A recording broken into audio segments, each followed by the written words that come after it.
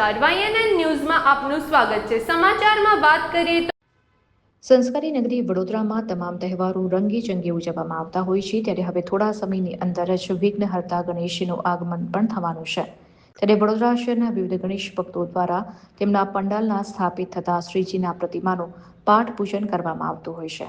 ત્યારે વડોદરા શહેરના MS university ખાતે આવેલ તારાબાગ યુવક મંડળના શ્રીજીનું આજરોજ પાઠ પૂજન કરવામાં આવ્યું હતું, જેમાં મોટી સંખ્યામાં મંડળના લોકો ઉપસ્થિત રહ્યા હતા।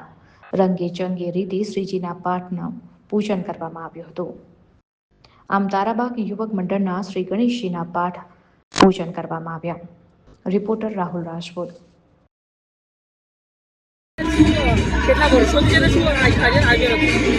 અમારા મંડળનું નામ તારાબાગ યુવક મંડળ છે, જે MS યુનિવર્સિટી પોલિટેકનિક કેમ્પસની અંદર આવે છે।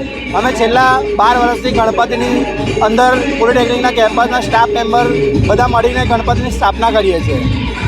જેમ તમે જાણો છો કે મુંબઈમાં જેવું ગણપતિનું મોટું માનવામાં આવે છે, તેમજ બીજા નંબર પર વડોદરા આવે છે।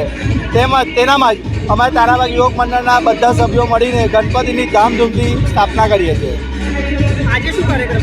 આજે ગણપતિના ગણતરીના દિવસો હવે બાકી જ છે, તેના માટે અમે તારાબાગ યુવક મંડળના ગણપતિનું પાઠ પૂજન રાખવામાં આવ્યું હતું।